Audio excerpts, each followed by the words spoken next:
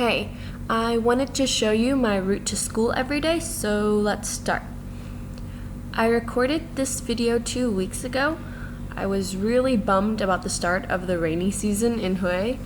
Waking up in the morning and hearing the rain is seriously demoralizing because I know I have to ride through it. But still, my mood was pretty alright because I had a trip up north with some of the other ETAs at the end of the week. Catch-up vlogging will happen soon. So, school. I hate sounding ungrateful for my experience, but I really wish I had a different school situation. The English program is tiny. Between the 3 years, there are about 80 students. 80 isn't a definitive number because I still don't have an exact roster for my third-year students, and I won't meet the first-year students until the end of November.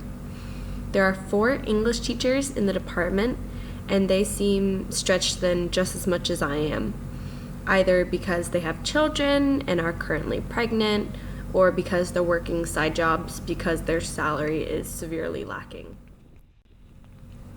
On teaching. Multi-leveled classrooms are such a problem. I have a few students who are conversational, and then on the opposite end of the spectrum, I have students who can barely string together a sentence. If I teach to the advanced students, the lower level students lose out. If I teach to the lower level students, the advanced students lose out.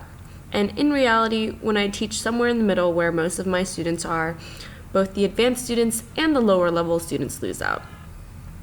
When Jinga visited me, she suggested maybe combining my second and third year students together and forming advanced and non-advanced classes. But honestly, I haven't heard anything from my school about it, so I doubt it's happening. I felt so guilty that I've started forming optional study groups for my advanced students because I feel like they're missing out during class time. This also isn't a part of my job, but I don't know what to do anymore.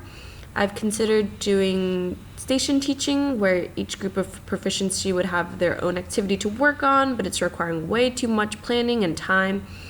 Plus, every class is a different makeup.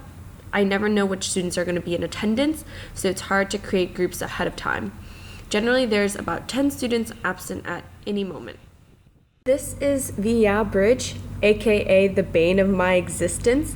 My 2 kilometers ride is manageable most days, but riding up Via Bridge is never an enjoyable experience.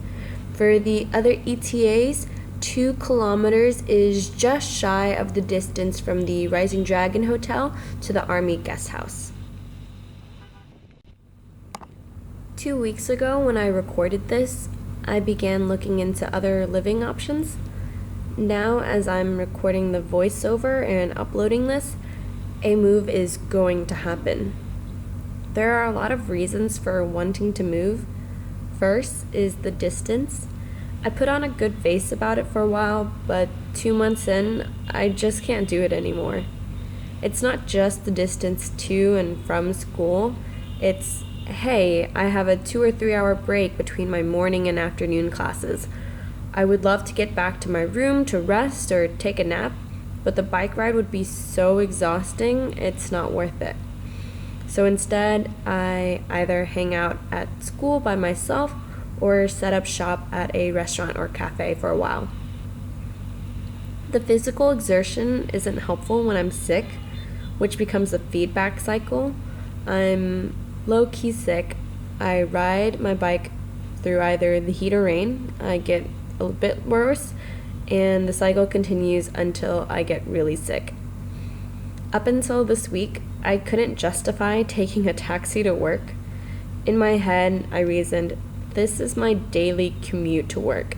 I shouldn't need to take a taxi. I should be able to tough it out. Last week, I developed a cold sore one day, had a swollen eye the next, felt feverish throughout the week. Then over the weekend, it turned into a stuffy nose and headaches. So this week, I've taken a taxi every morning. Another reason is that I feel a little bit out of place. There are things that I don't do because I feel it's not my right, that I would be imposing. I haven't ever considered using the kitchen because that's someone else's kitchen. I was never told, the pans are kept here and this is how you use the gas stove. It's not my kitchen to use. Plus, either the mom or the housekeeper is using that space at all times. Unless I'm truly desperate, I don't even like using their water dispenser because I drink a lot of water and I was never told, hey, it's okay for you to drink the water. So I buy water bottles from stores near my school, and if I run out of water, I wait until the next morning when I can go buy some more. Buying water in bulk is really difficult with a bicycle, so I don't invite coworkers, students, or friends over because it's not my home to invite people to. It's also really isolating when I don't understand the mom or the housekeeper half the time. I don't know the central accent or dialect. Sometimes the way they pronounce words really mess me up, if I'm lucky enough to know the words they're using in the first place. And let me explain. I'm used to not understanding Vietnamese. I hear conversations that go over my head all the time. What I'm not used to is people talking to me with a Vietnamese that is completely above my level and expecting me to understand, expecting me to have a response. I don't mind being halfway across the world from home. What really gets to me is when I can't communicate. Just about everyone at the school knows I want to move. I've gone apartment searching in Vietnam, something I never thought I would do, but I still haven't found my new home yet. The school proposed 2 options. First option is they find me a new place to rent. Second option is they renovate one of the classrooms on the 4th floor into a room for me. I'm not a big fan of option 2 because I've lived in Hue for 2 months already. The renovation is going to take probably at least a month, potentially more, and at that point, it's going to be mid-year evaluations and my grant's half over. I just want to settle down already. But finding an apartment or room for rent that's nearby and that meets all of Fulbright's requirements and doesn't cost more than the $200 they're currently paying per month is difficult. Something I'm having some of the teachers help me with is asking nearby hotels if they'll offer a discounted rate if I rent a room for 7 months. So yeah, that's what's going on with me.